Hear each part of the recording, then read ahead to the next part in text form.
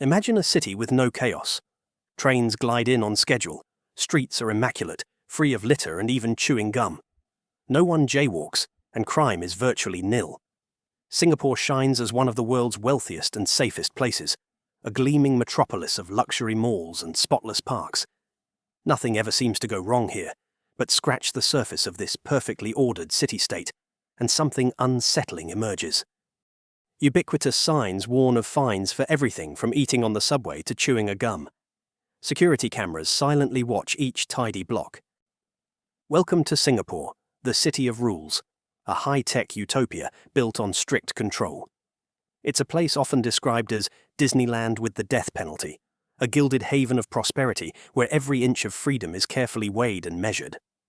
In this video, we'll explore how Singapore's stunning success was engineered, why its people accepted a Faustian bargain between riches and rights, and what risks lurk beneath this model's polished surface. Singapore at a glance. It's a tiny equatorial city-state in Southeast Asia, covering just approximately 730 square kilometers, about 280 square miles, of land, smaller than New York City. Yet it packs in approximately 6 million people at one of the highest population densities on Earth. A former British trading port that gained independence in 1965, Singapore rocketed from third world to first world in a single generation. Today, its GDP per capita tops $90,000, placing it among the 5 richest countries globally, ahead of even Qatar and the United States. Living standards are envy-inducing. Life expectancy is around 84 years, one of the highest in the world, and nearly 100% of citizens are literate. The nation boasts world-class infrastructure, from its bustling container port and award-winning Changi Airport to efficient public housing and transit systems. It consistently ranks at or near the top for ease of doing business and economic competitiveness.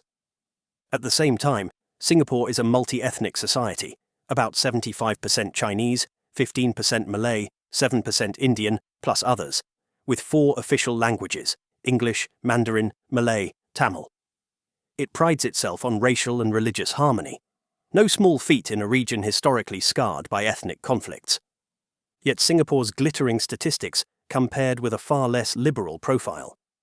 It is a parliamentary republic in name, but one party has ruled unbroken since 1959, the People's Action Party, PAP, founded by Lee Kuan Yew.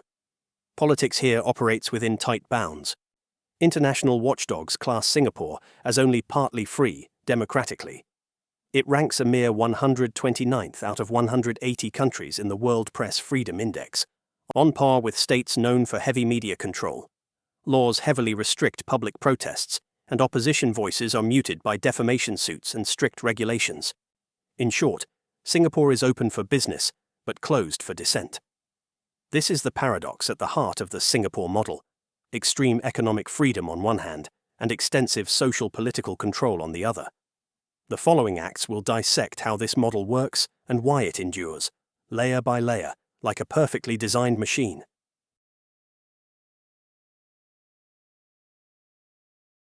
Singapore's success didn't happen by accident. It was engineered, meticulously and deliberately, through control at every level of society. Think of the nation as a custom-built computer system. The economic hardware provides the physical and financial foundation, the social software programs citizen behavior and values, and the political operating system runs it all with an iron grip. Together, these layers form the architecture of what some call Singapore Inc., a country run like a hyper-efficient company. Let's break down each layer. At its core, Singapore's economic hardware is designed for high performance. The country operates like a well-tuned engine, with the state itself as chief engineer. The government owns or directs key industries through powerful agencies and government-linked companies, GLCs. For example, Temasek Holdings, essentially the state's investment arm, holds major stakes in flagship firms like Singapore Airlines, Singtel, Telecoms, DBS Bank, and the Port of Singapore Authority. By the early 2000s, companies under Temasek accounted for around 13% of Singapore's GDP. These enterprises dominate sectors from aviation to media, giving the state an enormous influence over economic activity. The strategy, as articulated by founding leaders, was to jumpstart growth by creating big national champions where local private enterprise was lacking. In the early developmental years this worked. Singapore built world-class corporations under government guidance.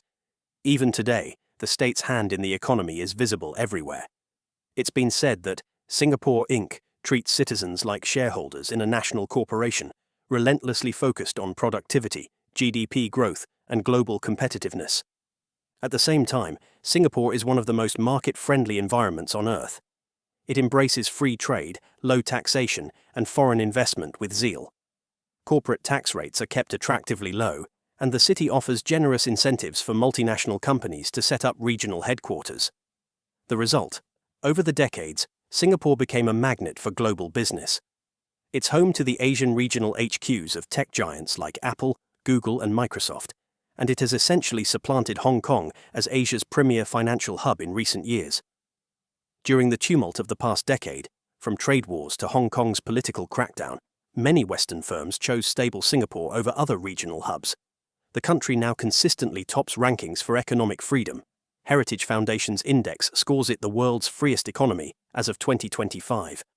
In short, Singapore's hardware is a curious hybrid. On the surface, a capitalist paradise of open markets, but with the state quietly steering the biggest gears behind the scenes. One striking example of state-directed development is housing. In the 1960s, Singapore faced a severe housing shortage, so the government took command. It established the Housing and Development Board, HDB, and launched a massive public housing program. The outcome? Today, more than 80% of Singapore's residents live in government-built HDB apartments, and over 80% of households own their homes, one of the highest home ownership rates in the world. These aren't grim Soviet-style projects either, but well-maintained apartment blocks that include modern amenities. Many are situated near transit stations and malls, carefully planned to mix different income groups.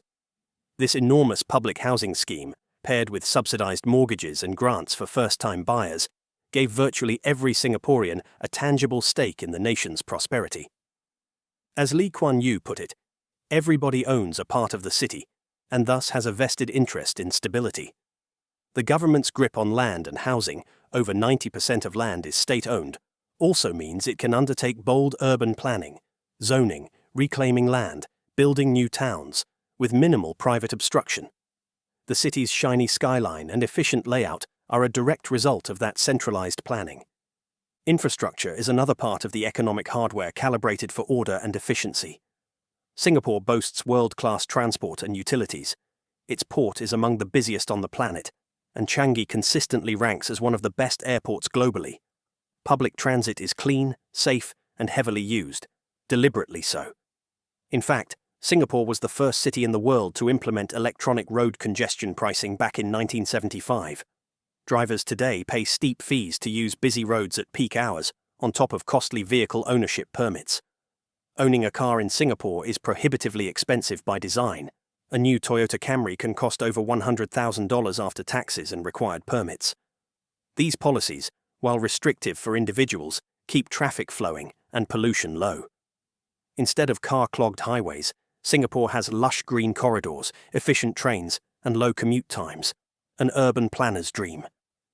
From its ultra-modern skylines to its manicured parks, one sees that nothing in Singapore's physical environment is left to chance.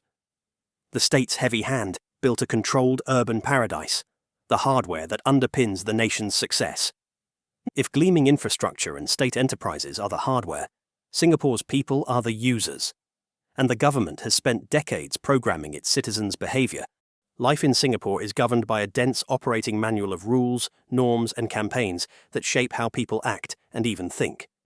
The social contract here is sometimes jokingly summarized as, obey the rules, and you'll live comfortably. And indeed, there are rules for everything. Some of these rules are famous worldwide. Chewing gum has been banned for decades, except medicinal gum, to keep those sidewalks pristine.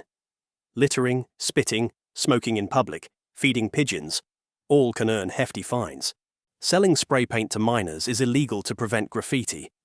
Caning, yes, caning with a rattan rod, remains on the books as punishment for vandalism and certain other crimes.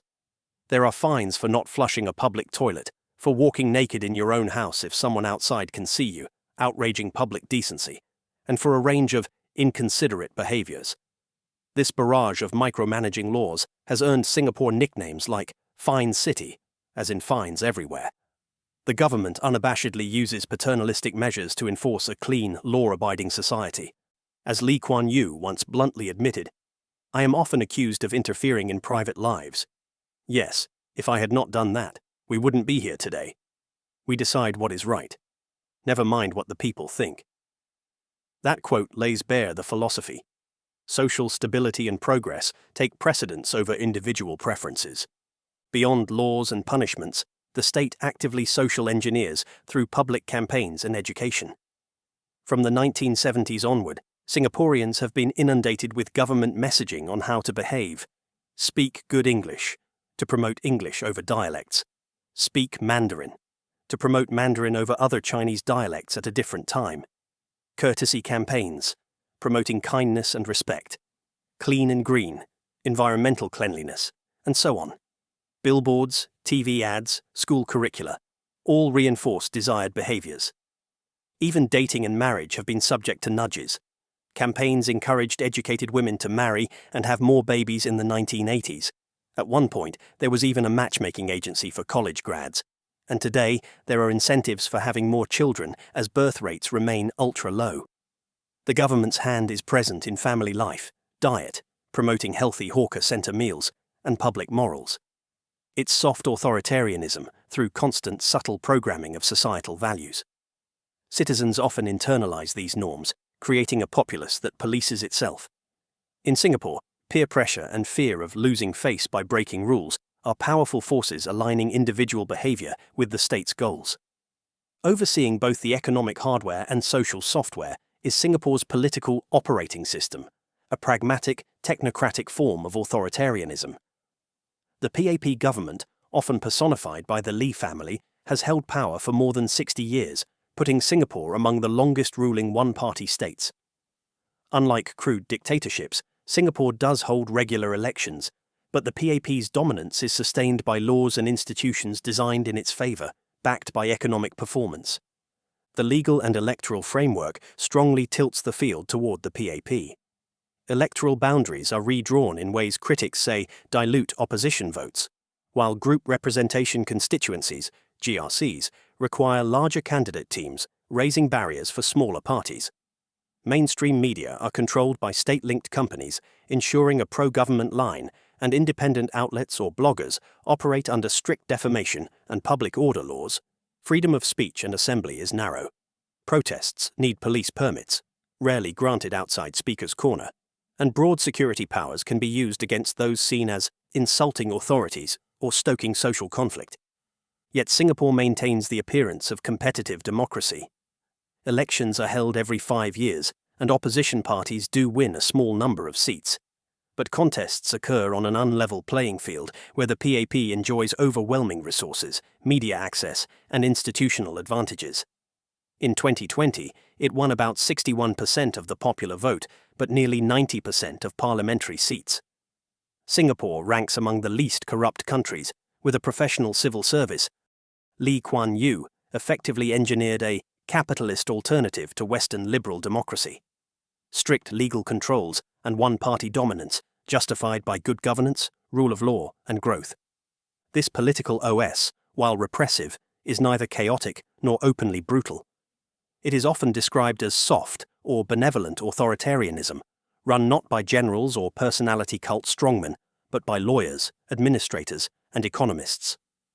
The government portrays its firm grip as essential for a small, vulnerable island state, invoking the racial riots of the 1960s, past communist threats, and fragile stability. Lee Kuan Yew famously said people want economic development first and foremost: homes, medicine, jobs, schools, not the right to write an editorial as you like. This captures the PAP's paternalistic view. Too much opposition or unrestrained liberty risks chaos and could erode hard-won progress. The payoff has been unbroken political stability, but at the cost of a constrained public sphere and limited pluralism, locking society into a one-party framework most citizens have known all their lives.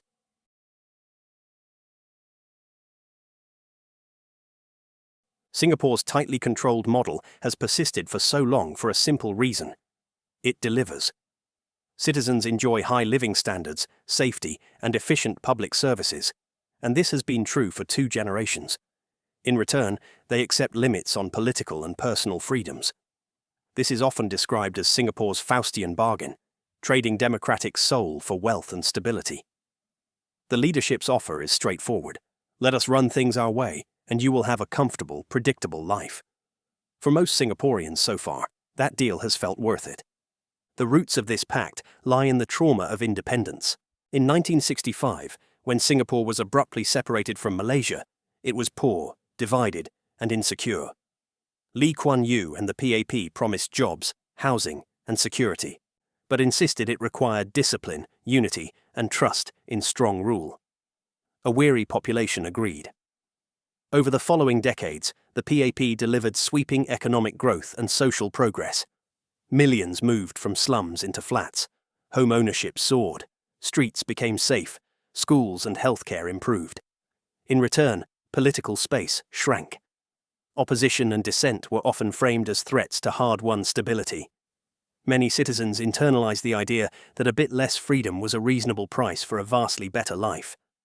Today, surveys and elections still suggest broad acceptance of this bargain. Voting is compulsory, and the PAP continues to win clear majorities, 61% of votes even in the more contested 2020 election. Trust in government is exceptionally high. International surveys in recent years found roughly 3/4 of Singaporeans say they trust their government to do what is right. Levels comparable to China and far above most Western democracies, Singapore is also rated not polarized, in stark contrast to countries riven by partisan conflict. Many residents see their city-state as an orderly, prosperous sanctuary in a chaotic world. Compared with neighboring Malaysia's political churn or Western democracy's gridlock and crime, Singapore's model looks reassuring. Even when compared to other authoritarian capitalist states like China or Gulf monarchies, Singapore is seen by its citizens as cleaner, less corrupt, and more meritocratic. Fear and vulnerability reinforce this mindset.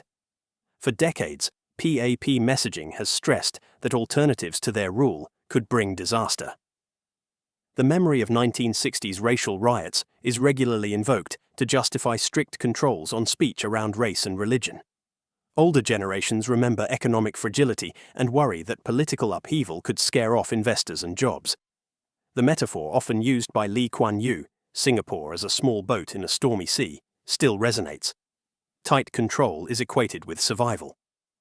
Younger Singaporeans are more outspoken and online, but many still prioritize affordability, jobs, and housing over abstract democratic rights.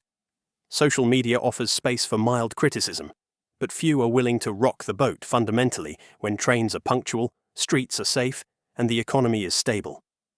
The 2011 general election captures this logic. The PAP's vote share fell to its historic low of 60%, widely read as a rebuke over issues like immigration and housing. The government responded with policy tweaks, not systemic change.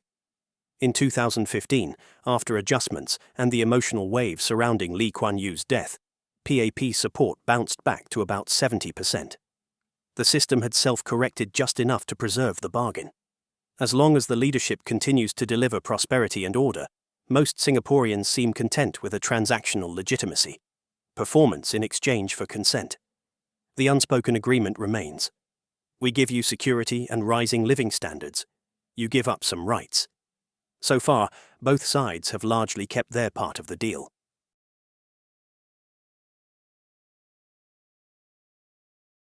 Singapore's model has been wildly successful, but that success is also a structural risk.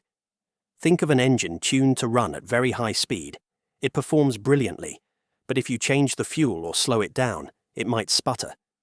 Singapore is now so locked into its formula of growth plus control that any major shift could be destabilizing.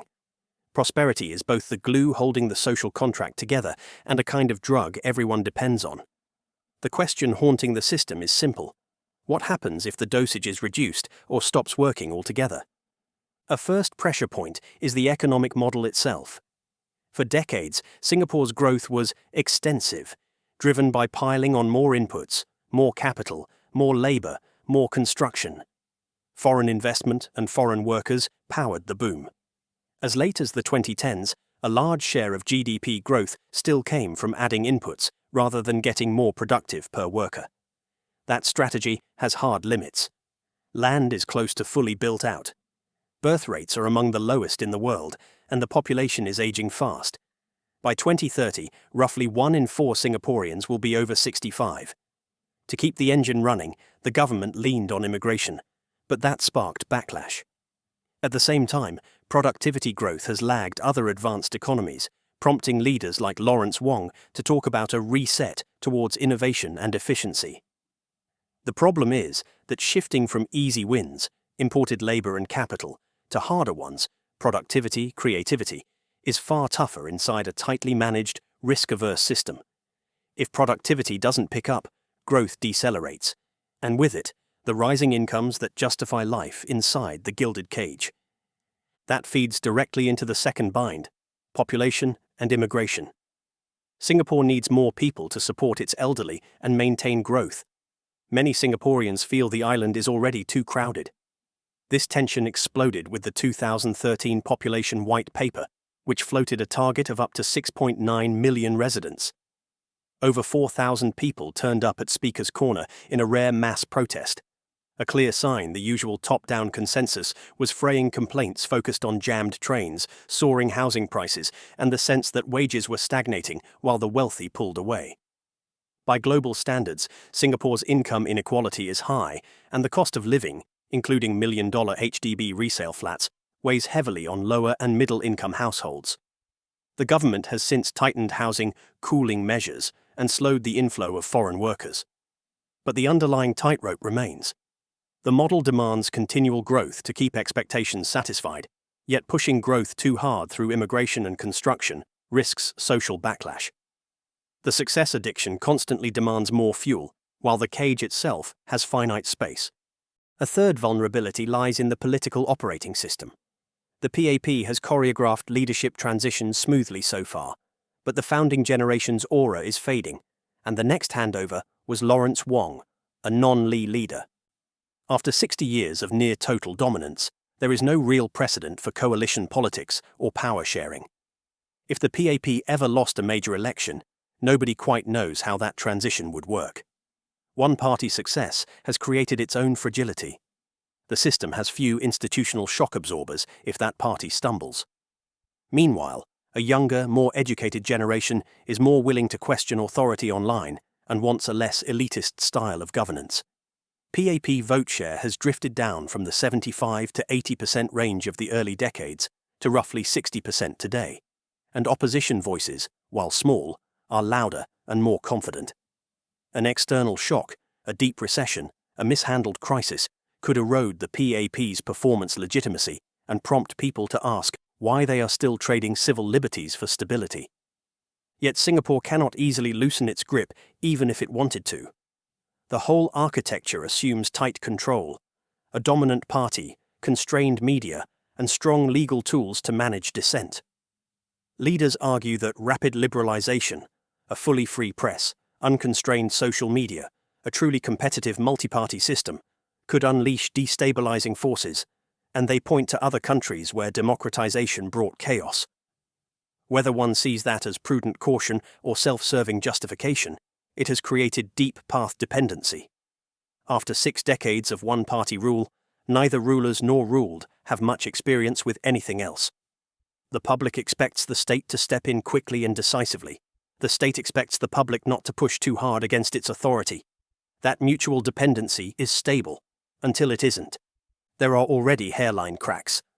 The 2012 bus drivers' strike by Chinese migrant workers over pay, the 2013 anti-immigration protest, and the COVID-19 outbreaks in migrant dormitories all exposed uncomfortable pressure points, labor grievances, identity tensions, and a hidden underclass propping up the shiny facade. The government's response has largely been to fine-tune policy, more public housing, cash transfers in hard times, while strengthening its control toolkit. In recent years, laws like POFMA, to police fake news, and an Anti-Foreign Interference Act have expanded the state's power over online speech and political organizing. The reflex in the face of stress is to tighten, not relax, the cage. That leaves Singapore in a delicate bind. History suggests that as societies become richer and more educated, demands for greater openness and pluralism tend to grow. Singapore might prove to be a durable exception, or it may simply be postponing an inevitable reckoning. If it doubles down on control without successfully reinventing its economy, it risks slow stagnation under an increasingly heavy hand. If it opens up too abruptly, it risks instability in a system that has never practiced genuine power competition. Either way, the metaphor of the gilded cage is apt. The door has barely moved in decades, and the hinges are stiff from disuse. For now, the bird inside is still well fed and singing. The real test will come if the song starts to falter.